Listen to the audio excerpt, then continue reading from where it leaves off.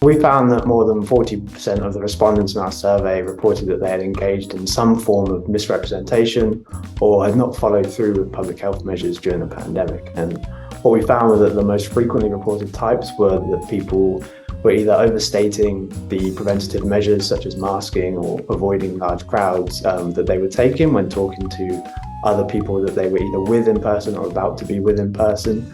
We also had people who said that they had not followed the quarantine guidance.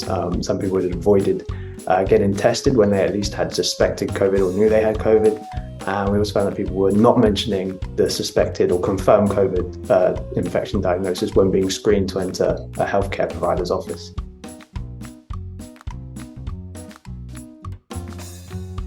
So the most common reasons in our survey were that people really wanted life to feel normal again, and people also saw this as an opportunity to exercise personal freedom. A lot of people also reported that they felt like it was no one else's business, the information that they were asked to provide or the things they were asked to do. We also had some people who felt that the measures were not proportionate with how they felt, so that they didn't feel very sick and therefore felt the required preventions were not proportionate to how they felt. We also had some people who said that they felt that COVID was not real or not a big deal, which I think really highlights an area where we can provide better health communication going forwards.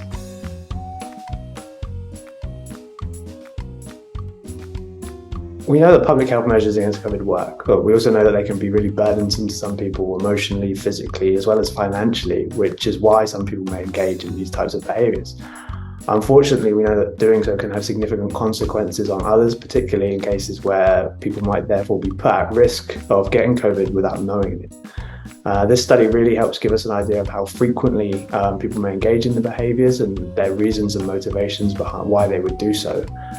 Knowing this is really important for not only assessing how effective these public health interventions are, but also helping us work towards addressing the concerns and reasons that people have for not wanting to follow these preventative measures, which will allow us to better handle pandemics and outbreaks in the future.